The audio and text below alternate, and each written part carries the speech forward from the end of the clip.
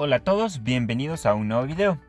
Continuando con nuestro tutorial de principios de programación en Java, en esta ocasión vamos a hablar algo sobre funciones y vamos a comenzar a explicar el tema de tipos de datos referenciados o clases y haciendo hincapié en el uso de ciertas clases de utilería que son propias de Java.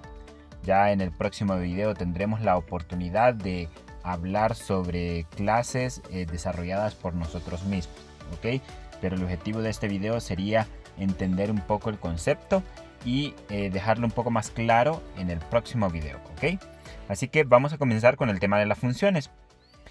Los métodos y funciones son un mecanismo que permite dividir el código en bloques independientes, los cuales pueden ser llamados desde varios lugares dentro de un programa. Es aquí donde surge el objetivo de poder identificar qué conjunto de instrucciones se repiten dentro de un programa para poder agruparlas y encapsularlas en un bloque llamado función o método y poder llamarlo desde cualquier lado. Estos bloques llamados funciones pueden retornar un tipo de dato, puede ser un tipo primitivo o una clase. En nuestro caso, los tipos de datos que hemos visto son primitivos, entonces podría retornar int, double, float, etc. Aquí tenemos algunos ejemplos. Bueno, esa sería como la sintaxis. Primero sería el tipo de acceso, luego como opcional estaría static, luego el tipo de dato devuelto, luego el nombre del método, la lista de parámetros si quisiéramos enviar algún parámetro para que tome decisiones o altere el flujo interno de la función. E internamente tenemos como opcional el valor de retorno, con return y valor, ¿ok? Aquí abajo tenemos un ejemplo. No tiene tipo de acceso, aquí no vemos public ni private, así que estoy omitiendo el tipo de acceso. De momento no sabemos mucho sobre este tema, así que lo vamos a dejar así. Luego viene static como opcional. En este caso lo estoy poniendo y veremos por qué es necesario aplicar este modificador. Pero de momento igual no tenemos muy claro qué significa static y vamos a utilizarlo solo por una razón por el momento. Luego el tipo de dato de retorno que dice int, es decir, esta función retorna un entero. Y la función se llama sumar, recibe dos parámetros a y b, que ambos son enteros, y me retorna la suma, a más b. Por lo tanto, tiene que retornar un int. En un dado caso no quisiéramos retornar nada en una función, podríamos poner en vez de int, void. Entonces, cuando es void, no tendría que poner la palabra return, similar a cuando utilizamos el método main, ¿ok? Veamos este ejemplo. Es una clase que se llama métodos aritméticos. Aquí está el código. Creo que vamos a verlo mejor en Eclipse. Veamos, ejemplo, métodos aritméticos. Aquí está. Y tengo varias funciones: sumar, restar, dividir y multiplicar. Con respecto a estos métodos, si se fijan, en todos los casos reciben dos enteros y retornan siempre un entero. Y la operación es la correspondiente a lo que dice el nombre. Estas funciones se declaran fuera del main. No puede haber una declaración de un método dentro de otro. Entonces no puedo declarar un método o función dentro del main. El main es void, por lo tanto no retorna nada. Y el objetivo de encapsular las instrucciones en una función, una es para desligarnos un poco de la funcionalidad, otra sería para organizar un poco nuestro código y poder llamar dicha función desde cualquier lugar. Por ejemplo, llamamos al método sumar desde aquí, le enviamos x y y, que x es 5 y y es 4 y me retorna la suma correspondiente. Claro, no es como un ejercicio súper complejo, ¿verdad? No habría necesidad de hacer un método solo para eso, ¿verdad? Únicamente es para ejemplificar. Y concatenamos el texto suma, resta, multiplicación y división a el llamado correspondiente de cada una de las funciones. Ok, de momento estamos asignando el modificador static, esta palabra reservada, este prefijo que dice static. Pero ¿por qué lo estamos haciendo? Es por una simple razón. Es porque el método main también es static. Y una de las reglas para utilizar static es que cualquier llamado que yo haga de forma interna dentro de un método que es estático también tiene que ser estático. Es decir, en el caso de sumar, si yo le quito static y solo dejo int sumar, es decir, este es mi método, retorno un entero, me muestra un error aquí y me dice que no puedo hacer una referencia desde un método estático, en este caso es el main, hacia un método que no es estático, en el caso de sumar. Lo cual de momento para nosotros puede ser un poco confuso porque no entendemos muy bien ese concepto. Lo vamos a ver más adelante hasta que empecemos a crear nuestras propias clases. Pero esa va a ser nuestra única regla que vamos a tener por el momento, de que si yo quiero llamar un método desde el main, ese método va a tener que ser estático. De hecho, nosotros las variables las hemos declarado dentro del main, pero en realidad yo las variables las puedo declarar en la parte superior o en cualquier lugar, de hecho, pero lo más cómodo es en la parte superior. Aquí puedo definir una variable por aquí, int z igual a 100, y no hay ningún problema. ¿Y puedo acceder a esa variable desde el main? Sí se podría. Podríamos ver system.out.println y vamos a poner aquí z dos puntos y vamos a concatenarle más z. Y de hecho me muestra error aquí también. Me dice que z tiene que ser estático porque lo estoy llamando desde main. Es decir, tanto las funciones como las variables pueden llevar ese modificador static. Y la regla es que desde el main o desde cualquier otra función que sea estático, todo lo que llame internamente también tiene que ser estático. ¿Ok? En el caso de que si yo declaro las variables internamente dentro del método que ya es estático, no tengo que ponerle static, ¿verdad? Ahí ya no. Solo es cuando las declaro fuera. Así que estaría obligado a poner aquí static y aquí también. ¿Ok? Y el programa funcionaría bien. Ahí está, Z100, suma, resta, multiplicación, división. Aquí lo que hay que tener cuidado o lo que hay que tener presente es que static no es que le da a un elemento la posibilidad de que sea una constante, nada que ver. Recuerden que en el video anterior aprendimos que para definir una constante se utiliza final. En el caso de static todavía no hemos visto el concepto, pero la regla es que no puedo llamar a un elemento que no sea estático dentro de un elemento que sí es estático, que es este de acá. ¿Ok? Y el objetivo de este ejercicio es ver el funcionamiento de los métodos o cómo puedo dividir mi código en fragmentos para llamarlo desde cualquier otro lado. ¿Ok? Siempre bajo el tema de funciones y métodos, veamos este tema de sobrecarga de métodos. La sobrecarga de métodos o funciones es una característica que permite crear varios métodos con el mismo identificador, es decir, con el mismo nombre dentro de una clase, y lo que diferencia a un método de otro es la cantidad y tipos de parámetro. Veamos cómo sería eso. Aquí tenemos un ejemplo de se llama sobrecarga operaciones.java. De hecho, veamos mejor desde aquí, desde Eclipse. Bueno, desde aquí tiene otro nombre, sobrecarga métodos, pero analizamos bien este código y vemos que tengo varios métodos aquí. Un método, dos métodos, tres métodos, cuatro métodos. Resulta que todos esos métodos se llaman sumar. Los cuatro métodos se llaman sumar. ¿Y en qué se diferencia uno de los otros? Prácticamente uno sería en los parámetros. Aquí recibe dos enteros. Aquí recibe dos double. Aquí recibe dos float. Y aquí recibe tres enteros. ¿Ok?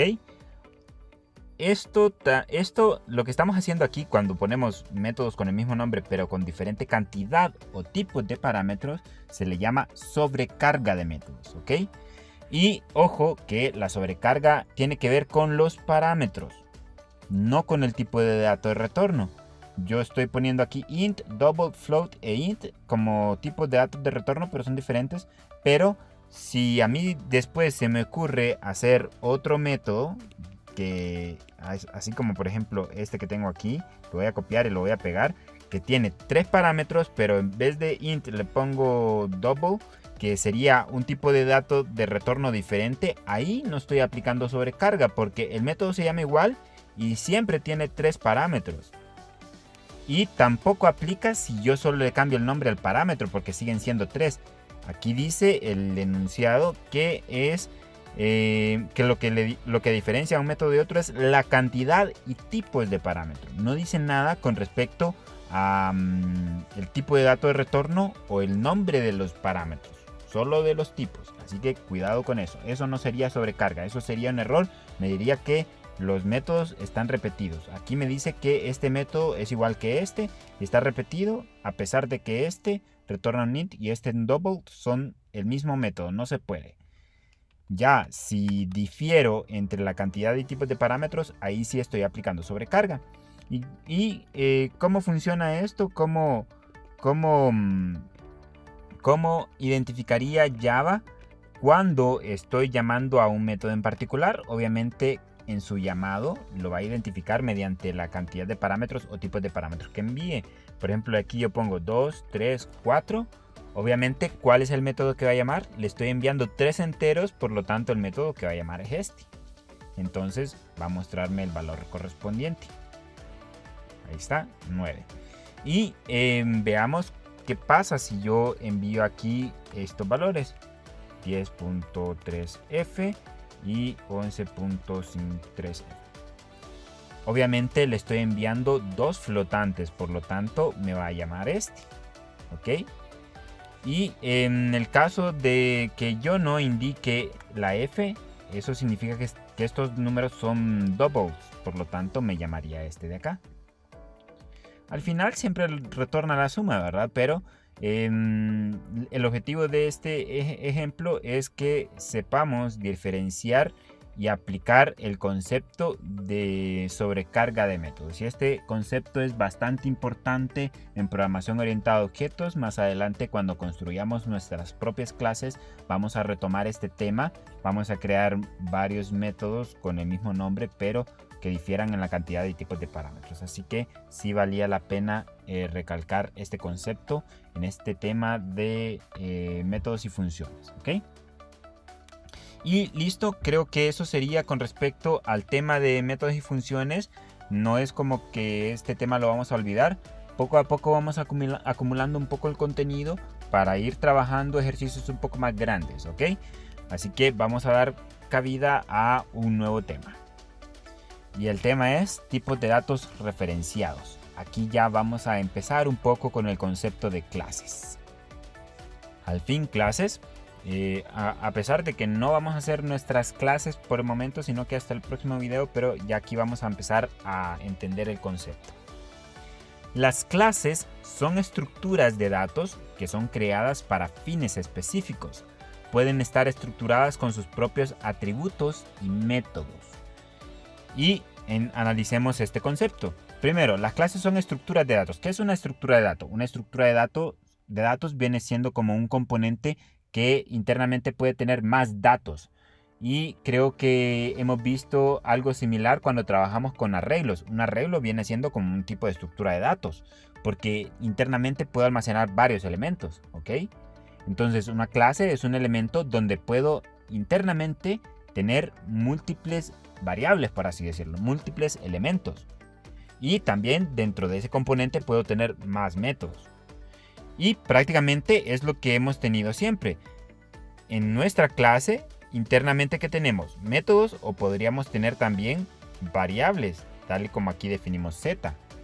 Entonces, prácticamente una clase es un tipo de dato referenciado, así lo dice el concepto, es un tipo de dato. Y puede tener sus propios atributos y métodos, ¿ok? Y de momento vamos a utilizar propias clases de Java y más adelante vamos a crear clases nuestras con nuestros propios métodos y nuestros propios atributos. Los tipos de datos referenciados son aquellos que son definidos como clases, ya sean propias del lenguaje Java o definidas por el programador. ¿Ok? Así que vamos a comenzar viendo unas cuantas de Java. Y vamos a comenzar con esta clase que ya hemos utilizado y lo habíamos recalcado anteriormente en el caso de string, no es un tipo de dato primitivo. ¿Por qué no es un tipo de dato primitivo? Es porque no está dentro de la lista que vimos en un inicio, que eran int, double, short, etcétera, ¿verdad? Y los tipos de datos referenciados o clases, siempre que diga tipo de dato referenciado o clases, es como que esté hablando de lo mismo, ¿ok? La clase string, si se fijan, la forma o el nombre como tal comienza con mayúscula, y ese es como un estándar en Java. Toda clase comienza con mayúscula. Al menos las clases que son creadas por Java, de las que ya vienen en Java, todas van a venir en mayúscula. No van a haber una clase que venga en minúscula. Las clases que nosotros creemos, obviamente nosotros somos de nuestra ley, ¿verdad? Si nosotros queremos crearla con minúscula, mayúscula, pues es problema nuestro. Pero el estándar es que las creemos con mayúscula y así debería de ser. En el caso del nombre de la variable, esa sí va en minúscula, ¿ok? Y en el caso de string es un caso especial y podríamos inicializarla de dos formas. La forma más común, la que a nosotros se nos ocurriría, es la segunda, ¿verdad? String cadena igual a el valor, entre comillas, y esa cadena estaría aquí adentro. La otra forma es utilizando el operador new, que ya lo hemos utilizado anteriormente. ¿Cuándo lo utilizamos? Al momento de darle un tamaño al arreglo. Ahí lo utilizamos. Y utilizamos de nuevo el nombre de la clase string y entre paréntesis le enviamos el valor para inicializar este elemento de acá. Por lo tanto, estas dos formas prácticamente serían casi equivalentes, ¿verdad? Ok, en el caso de new lo utilizo para inicializar un objeto, se le llama. Y ya cuando hablamos del concepto de clases o cuando definimos una variable en el cual el tipo de dato es una clase, ya como que los conceptos cambian un poco, ya se les llama de una forma diferente. ¿Y qué nombre reciben en cada caso? Veamos. En el caso de string, que es el primer elemento que tengo aquí, string, ¿cómo se le llama? Es la clase base para la creación del objeto. Así que a string le podríamos decir tipo de dato, pero podríamos decirle mejor clase. La clase string. En el caso de cadena, que es el segundo elemento que aparece aquí, cadena, que nosotros comúnmente le llamaríamos variable, ¿verdad? Pero ya cuando utilizamos una clase y la definimos, o esta variable la definimos a partir de una clase, el nombre que se le da es objeto. Es el nombre asignado al objeto resultante después del proceso de instanciación. Así que para nosotros, ahora cadena ya no le vamos a llamar variable, sino que le vamos a llamar objeto. ¿Por qué le voy a llamar objeto? Porque lo creamos a partir de una clase. New es la palabra reservada utilizada para crear un objeto a partir de una clase existente. A este proceso se le conoce como instanciación. Prácticamente con new estoy instanciando. Ese es el proceso de instanciación. ¿Y qué se hace en ese proceso? De una forma similar a lo que se hace cuando utilizamos new al definir el tamaño de un arreglo.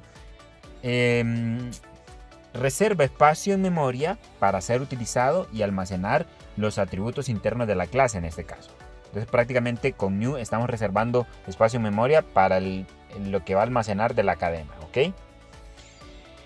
Y el siguiente bloque, que es string y entre paréntesis y comillas, cadenas, que sería este último bloque de aquí. ¿Qué es esa parte? Ese fragmento es el llamado al constructor de la clase. El constructor es el encargado de inicializar los atributos internos de la clase.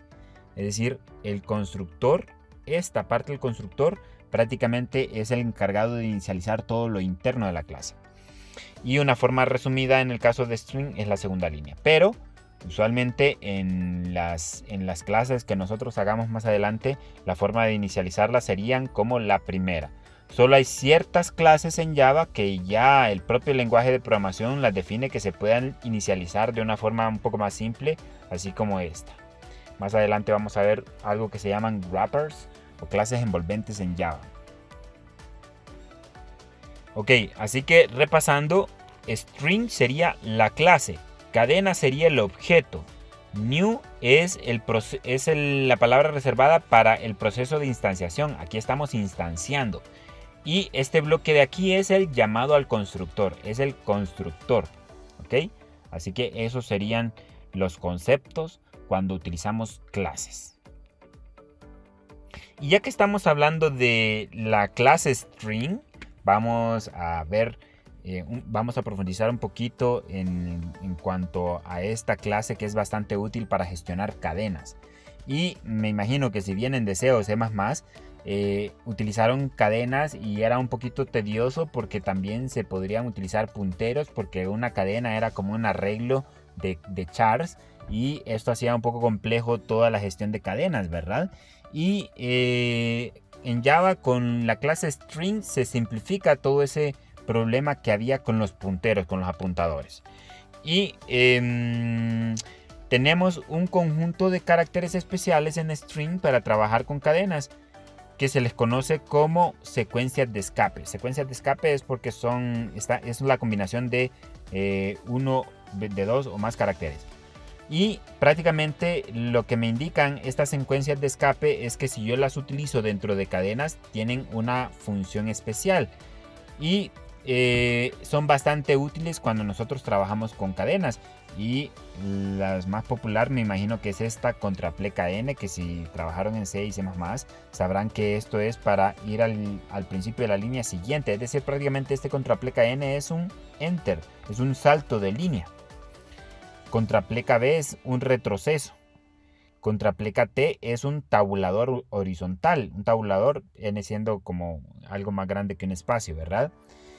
Contrapleca R es ir al principio de la línea actual.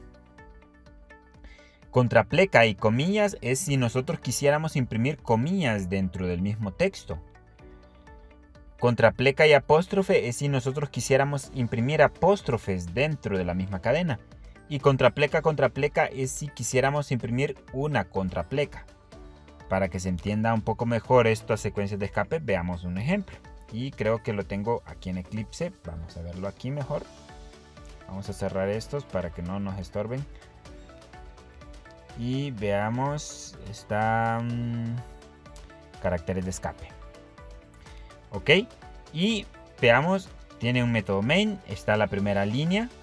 Y aquí dice línea 1, contrapleca n, línea 2. Es decir, contrapleca n es un salto de línea, así que se vería primero la línea 1 y después la línea 2. Veamos vamos a correr esto. Y aquí está, línea 1 y en la siguiente línea aparece línea 2. Luego, en la siguiente system.out.println aparece contrapleca t, eso es un tabulador. Así que debería de aparecer un espacio un poco más amplio y luego un texto que dice línea con tabulación. Y aquí está, este es el tabulador, ese espacio que se ve ahí amplio es el tabulador y este es el texto. Y, por ejemplo, si quisiéramos escribir en la consola, así como está aquí, lo que tengo seleccionado, el texto entre comillas, y está entre comillas, valga la redundancia. Obviamente, si no utilizamos contrapleca comillas, entraría en conflicto porque se estaría cerrando las comillas ahí. Esta comilla que está aquí cerraría la que yo abrí aquí. Ya esto no me lo detectaría como texto. Entonces, para imprimir comillas dentro de comillas, entonces se utiliza contrapleca y comillas. Y también se utiliza contrapleca si yo quisiera imprimir una sola contrapleca. Así que dos contraplecas equivalen prácticamente a una. Así que si yo ejecuto esto, ahí me imprime contrapleca. ¿Ok? Y bueno, les dejo los otros caracteres de escape o las otras secuencias de escape para que ustedes las puedan probar. Es bastante simple. Y solo incluí este temita aquí luego de hablar del concepto de clases. Más que todo para aprovechar que estamos hablando de string como tal. Y de hecho, como estamos hablando de string, vamos a ver otros detallitos con respecto a esta clase. Y es con respecto a ciertos métodos que se utilizan para trabajar con cadenas. Imagino que en su momento, si trabajaron con C o C++, vieron funciones para dividir una cadena en tokens, para convertir a mayúsculas, para convertir en minúsculas, etc. Veamos algunas de estas funciones. En este mismo ejercicio que tengo aquí, demo caracteres escape, vamos a crear unas cuantas o un texto. Vamos a poner string mensaje igual a hola mundo. También podríamos hacerlo de la otra forma utilizando el operador new que vamos a instanciar, new string, y de esa forma. Claro, la otra forma es como mucho más cómoda, pero sí lo voy a hacer así únicamente para irnos acostumbrando ya cuando vayamos a crear nuestros propios objetos de nuestras propias clases. Y según la definición de clases, al momento de crear un objeto, este puede tener, como es una estructura de datos, puede tener sus propios atributos y sus propios métodos. Es decir, mensaje al final es un objeto que tiene sus propios métodos, así que puedo acceder a esos métodos poniendo punto y el nombre del método que yo quiera llamar. Entonces podría poner algún método, por ejemplo toUpperCase, y toUpperCase lo que hace es convertirme la cadena a mayúscula. Podríamos probar esto. De momento voy a comentar este código de aquí y vamos a imprimir el mensaje. Y vamos a poner aquí solo mensaje. Así que debería de visualizar hola mundo en la consola, pero en mayúscula. Ok, pero aquí al momento de llamar el método no es como que el contenido del objeto cambia. Así que tendría que hacerlo al momento de imprimir en la consola. Tendría que poner aquí toUpperCase. Entonces el método me dice que me retorna un string. Aquí podrían ver algo de la ayuda. Si se fijan, hace como un autocomplete. Y ahí debería de funcionar correctamente. Ahí está, el texto en mayúscula. También podría llamar al método toLowerCase. Prácticamente este objeto mensaje que nosotros inicialmente lo veíamos como una simple cadena, si escribo punto, todos estos métodos, todas esas funciones están definidas dentro de ese objeto, gracias a la clase string. Entonces podríamos llamar al método toLowerCase para convertirlo a minúscula. Veamos, toLowerCase, ahí está. ¿Qué más? Podríamos seguir viendo qué otros métodos importantes tendríamos. Tenemos el método charadd, que lo que hace es que yo le envío de parámetro un entero y me retorna un carácter, que sería el carácter de la posición que nosotros indiquemos. Por ejemplo, si quisiéramos el carácter 0, veamos que nos imprime en la consola. Y vamos a poner aquí adentro de system.out.println charadd 0. Y veamos que nos imprime la letra H. El carácter 0, este es el carácter 0, el carácter 1 es O, etc. Y bien, veamos qué otro método tenemos. Por cierto, ustedes pueden escribir, si están en Eclipse, escriben SISO, perdón, y luego control espacio, o command, sí, control espacio sería, y les autocompleta todo el system.out.println. También podríamos utilizar el método length, perdón, es un método, es diferente al length de los arreglos, porque en el caso de los arreglos es una propiedad, no es un método, así que no llevan paréntesis. Aquí sí. Y length me retorna la cantidad de caracteres que tiene la cadena. Veamos, ahí está, 10. Sigamos viendo alguna otra función. Vamos a poner mensaje, punto. Y podríamos utilizar concat para concatenar y le enviamos otra cadena, pero estamos acostumbrados a concatenar utilizando el signo más. Hay un método importante que sí me gustaría que utilizáramos y es equals. Equals es para verificar si una cadena es igual a otra. Y esto es muy importante que lo hagamos siempre para verificar cadenas si son iguales, o en sí verificar objetos si son iguales. No vamos a utilizar el operador igual para saber si A es igual a B. En el caso si A y B son enteros no hay ningún problema, va a funcionar. Pero si son cadenas puede haber problemas porque son objetos y también se comparan las referencias de memoria. Y generalmente se pueden guardar en segmentos de memoria diferentes y podría mostrar o retornar falso aunque nosotros estemos viendo que las cadenas sean iguales. Así que para comparar cadenas siempre utilicen equals. Podríamos poner hola mundo y veamos, podríamos ponerlo solo para probar esas dos cadenas. Debería demostrar falso aquí. Ahí está, false, pero ponemos la cadena que es hola mundo mayúscula, ojo con las mayúsculas y minúsculas. Y ahí está true. Listo, sigamos viendo algunos otros métodos. Mensaje, punto. Y podríamos utilizar bueno, está isEmpty. IsEmpty es para ver si está vacío o no. Nos va a retornar verdadero si la cadena no tiene nada. Ven, ya lo vimos.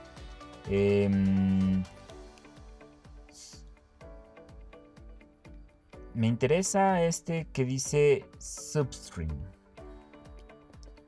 Substring, aquí está, en el cual nosotros le enviamos dos enteros. Un entero que digamos 0 y le vamos a poner 3. Entonces prácticamente me va a retornar los caracteres del 0 al 3. Es como una subcadena. Entonces solo me retorna HOL. Ok, veamos si pudiéramos sacar solo la palabra mundo. Sería 0, 1, 2, 3, 4, 5. Creo que sería el carácter 5. Y veamos. Perdón, me falta este de aquí. 5 me muestra string index out of bound exception. Obviamente porque estaba poniendo 5 y 3 y el 3 es menor que el 5. En otros lenguajes de programación lo que hacen es que a partir del carácter 5 cuenta 3. Por ejemplo en JavaScript creo que es así. Entonces aquí sería 5, 6, 7, 8, 9. Veamos si es 9, si no me equivoqué contando. Bueno, es 10, me faltó 1. Y ahí obtuve la palabra mundo. Ok. Veamos otro. System.out.println. Mensaje. Punto. Y hay uno que me parece bastante interesante y lo vamos a utilizar en ejercicios posteriores. Vamos a utilizar el método split. Pero el método split no es como que sería conveniente llamarlo directamente desde aquí. Porque el método split, ¿qué me retorna? El método split me retorna un arreglo de cadenas. Split es como para dividir cadenas. Entonces lo vamos a sacar de aquí. Aquí lo voy a poner. Dependiendo de un delimitador. Entonces ese delimitador lo voy a poner aquí.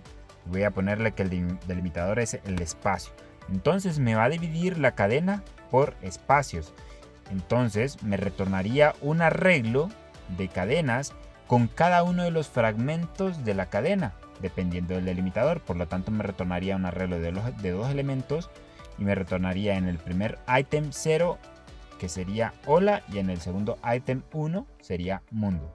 Así que voy a almacenar en un arreglo de cadenas, string, mensajes, o partes, le voy a poner partes igual a esto. En este caso se sobreentiende que el tamaño de este arreglo sería de 2. Ojo que hay que poner aquí las llaves. Podría ponerlo a la par del nombre de la variable o a la par del nombre de la clase. No hay ningún problema. Entonces partes tendría 2 elementos y podría imprimir aquí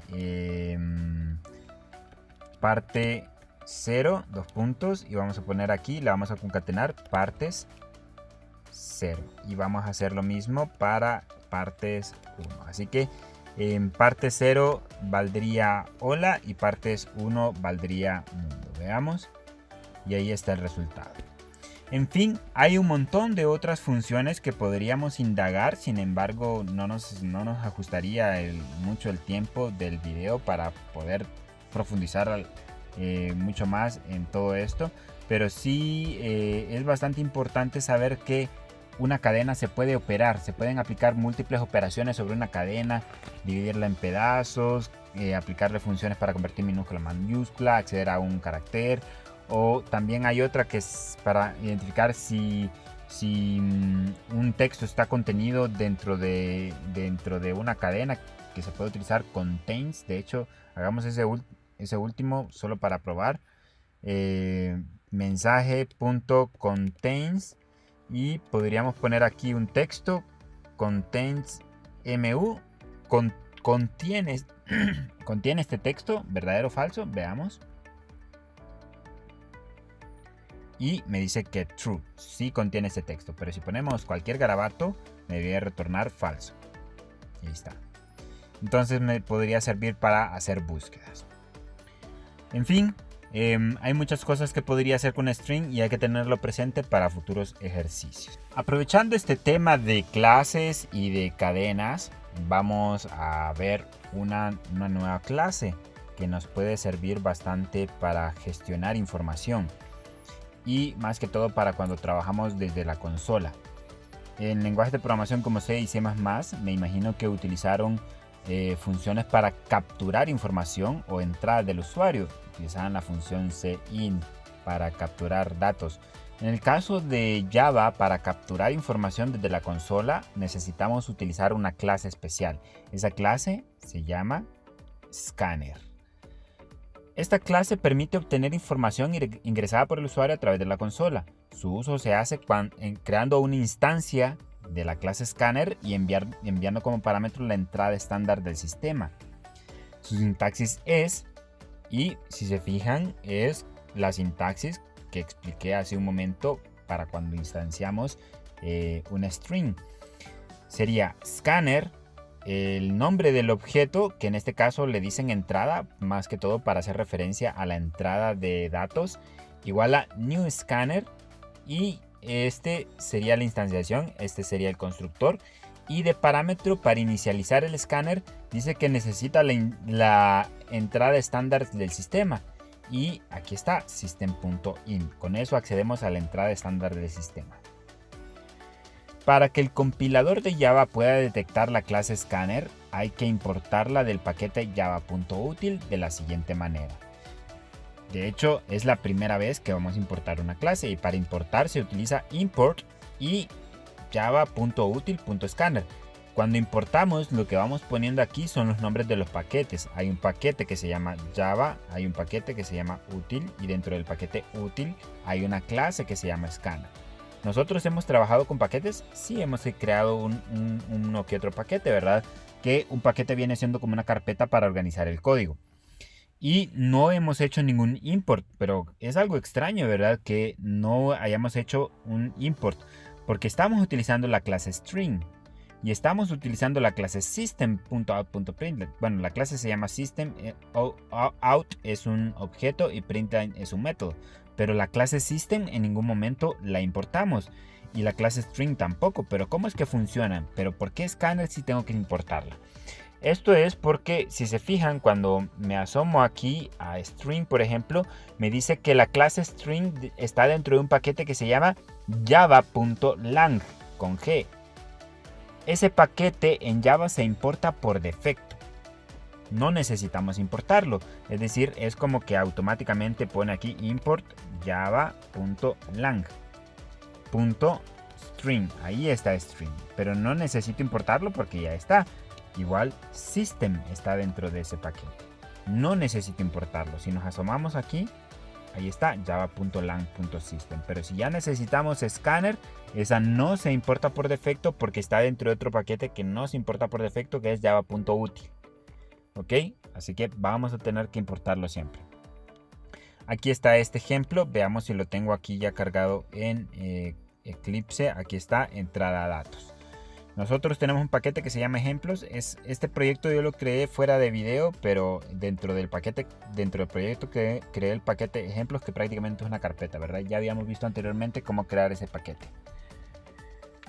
Y aquí está entrada a datos. veamos qué tiene de especial. Primero, estamos importando java.util.scanner para poder utilizar el escáner, que es la clase que vamos a utilizar para capturar información. Luego defino estas variables: string nombre, int a, int b, int suma. Entonces el objetivo sería capturar el nombre y capturar dos enteros, y de esos dos enteros sumarlos y almacenarlos dentro de esta otra variable. Luego declaramos el objeto que se llama entrada, que es del tipo scanner, del tipo de una clase.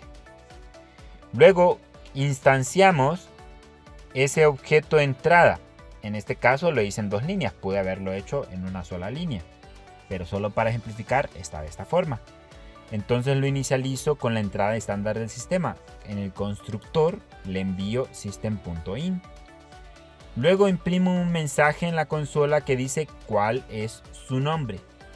¿Cuál es su nombre? Luego llamo al método next del objeto entrada.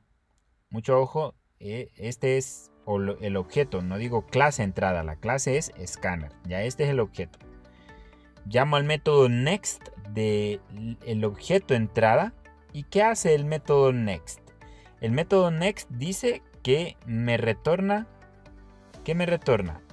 una cadena, me retorna una cadena. Pero esa cadena, ¿de dónde sale? Prácticamente esa cadena es lo que ingresa el usuario. Prácticamente next vendría siendo algo equivalente a cin de C++. Veamos, ejecutemos hasta el momento esto para ver qué es lo que pasa. Se ejecuta y prácticamente ya hizo todo esto e imprimió el texto que dice cuál es su nombre, es este de aquí, y queda parpadeando el cursor en la consola para que nosotros ingresemos algo. Eso fue gracias al método next. El método next hace como una pausa en la consola para que nosotros ingresemos algo, y el método next lo captura, lo que nosotros ingresemos, y lo retorna para almacenarlo en la variable nombre. Así que si aquí pongo Pedro, le doy enter, así que nombre ahora tiene el valor de Pedro porque fue lo que yo ingresé y lo capturó el método next. El método next sirve para capturar una palabra. Mucho cuidado con eso, es solo una palabra. Si ya pongo espacio y lo demás, eso ya no lo captura. Así que hay que tener cuidado con eso. Y al ser una palabra puedo ingresar texto o números como yo quiera. Luego aparece el texto en la consola que dice ingrese un número. Aquí está, ingrese un número. Y aparece parpadeando el cursor para que yo ingrese algo.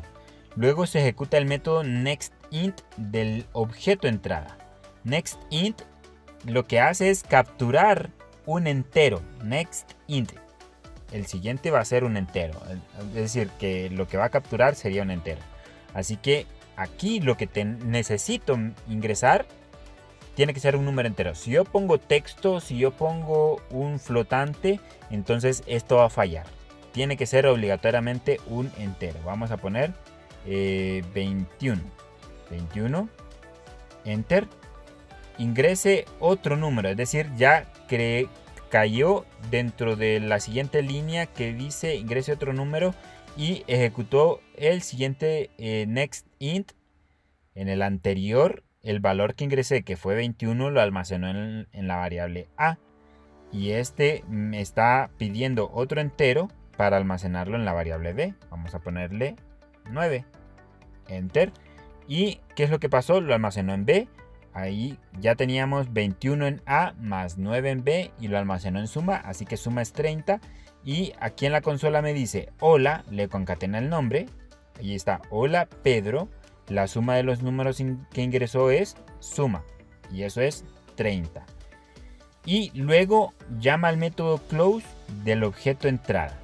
En el caso del método close se utiliza para liberar recurso y para cerrar el flujo. ¿Qué es esto de flujos? Probablemente no lo entiendan de entrada, pero más adelante cuando trabajemos con archivos y flujos van a entender que un flujo es como cuando se transmite información de un punto a otro.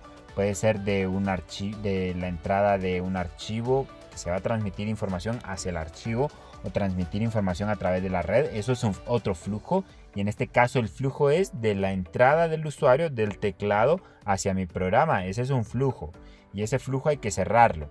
Entonces se utiliza el método close para cerrar esos flujos y liberar recursos también. Si no incluyéramos esta línea, no muestra un error, pero sí nos mostraría un warning o una advertencia aquí de que necesito cerrar el flujo. Entonces el programa va a ejecutar y todo, pero es como una mala práctica. Así que cada flujo que abran, en el caso de este, que sería el escáner, tengo que cerrar siempre. Ok, y eso sería el ejemplo, es bastante funcional. Ahora hagamos fallar esto. Veamos cómo podríamos hacer fallar esto. Primero vamos a poner el texto o vamos a poner cualquier cosa. En el caso de ingrese un número, vamos a poner un texto y ahí ya falla. Input mismatch exception es porque estaba esperando un entero y yo le ingresé un garabato que es texto. Ahí ya lo hicimos fallar una vez. Hagámoslo fallar de nuevo. Veamos. Vamos a poner Juan Pérez y le doy enter. Me vuelve a mostrar input mismatch exception, pero ¿por qué? Si yo ingresé un texto acá, debería de capturarlo e ingresarlo en nombre, pero antes dije que next solo me captura una palabra. Pero ¿qué pasa si yo ingreso dos palabras? Aquí hay dos palabras, están separadas por espacio. Entonces lo que hace en el caso de next es que Pérez, la segunda palabra, se lo envía al próximo llamado de alguna función next, que es esta de aquí. Prácticamente en next int le pasa el valor de Pérez. Y este next int lo intenta leer, pero no es un entero, sino que es un texto. Y por lo tanto lanza este error. Así que hay que tener cuidado cuando utilizamos el método next. Así que esto podría servir Juan 10. Y prácticamente se saltó el next int. Se lo saltó. ¿Por qué? El valor de 10 lo almacenó aquí. Y A vale 10. Así que si pudiera ingresar el otro valor, vamos a poner 15. Entonces la suma debería de ser 25, ¿verdad? Y ahí está, 25. Y es decir, yo podría ingresar todos los valores directamente. Veamos. Pedro 5 espacio 6. Por lo tanto, Pedro lo almacenaría en nombre, 5 lo almacenaría en A y 6 lo almacenaría en B, y todo lo pasaría directamente. Ahí está, ingrese un número, ingrese otro número. Hola Pedro, la suma de los números que ingresó es 11. Claro, esto no es como lo más user friendly, no es lo más amigable para un usuario final. Tenemos otros métodos next para la clase scanner. Si yo pongo aquí entrada.next, tengo otros métodos, por ejemplo next boolean, next byte, next double, next float, next int. Bueno, eso ya lo habían visto, para capturar otros tipos de datos. Hay una interesante aquí que se llama nextLine, que en el caso de nextLine puedo capturar una línea completa. Y ahí evito hasta cierto punto el problema de los espacios. Nextline. Y veamos si funciona bien. Vamos a poner aquí Pedro Martínez. Enter. Ingrese un número 3, ingrese otro número 7 y 30. Ahí está funcionando.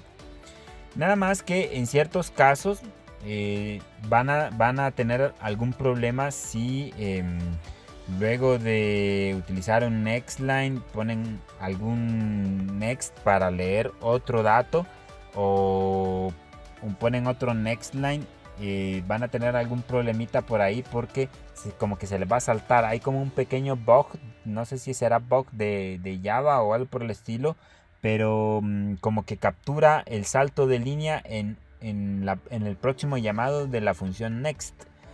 Así que puede darse ese caso. Veamos si puedo ocasionar esa falla. Vamos a poner aquí nombre. Y vamos a poner en otra línea apellido. Y vamos a declarar dos variables, nombre y apellido. La vamos a declarar aquí arriba también. String apellido. Ahí está. Y estoy utilizando Nextline en ambos casos y no hay ningún problema. Veamos si funciona bien.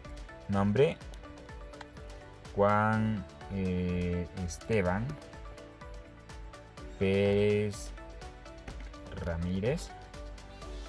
Ingreso de número 23, ingreso de otro número 23 y está funcionando. Ahí dice Juan Esteban, pero veamos en el caso de que el apellido solo ponga next y veamos si funciona en este caso. Nombre: Juan Esteban. Aquí vamos a poner Rodríguez y aquí no hay ningún problema tampoco, ¿verdad? De hecho, no ha habido problema alguno, pero hagamos el caso al revés, que este ponga un Nextline y en este ponga un next. A ver qué pasa. Así que aquí voy a introducir solo una palabra. Vamos a poner Juan. ¿Y qué pasó? El apellido no me lo está pidiendo. ¿Por qué? Siempre que pongo un Nextline después de un next, lo que hace es que el Nextline captura el enter que yo di en el next. Así que apellido vale contra pleca n, vale un salto de línea. Lo almacenó ahí y se saltó ese campo y luego me pidió el otro número, lo cual es como yo lo llamaría como un tipo bug, o no sé por qué eso queda de esa forma, pero para solventar eso lo que se podría hacer es capturar el salto de línea con un Nextline y esto capturaría el salto de línea y ahora sí me pediría el apellido para poder solventar ese problema y que no se salte. Así que aquí podría poner Juan, ahora sí, Pérez Martínez y ahora no hay ningún problema. ¿Ok? Pero eso solo pasa cuando yo llamo a un Nextline después de un next. Así que cuando hagan eso, entonces incluyen un Nextline más. ¿Ok? Así que solo espero de que no tengan ese problema. Y si les pasa, pues aquí está la solución. De igual manera, nosotros para los próximos ejercicios vamos a trabajar con otras alternativas que no sean la consola, sino que formularios, cuadros de diálogos y demás alternativas para ingresar información. Ok, listo. Y bien, creo que por esta ocasión nos vamos a quedar hasta aquí. Ya creo que estamos un poco más listos para comenzar con el tema de clases definidas por nosotros mismos y ya introducir a conceptos de programación orientada a objetos. Ya estamos listos. Y eso lo vamos a tocar en el próximo video. Por hoy nos quedamos hasta aquí. Nos vemos hasta la próxima.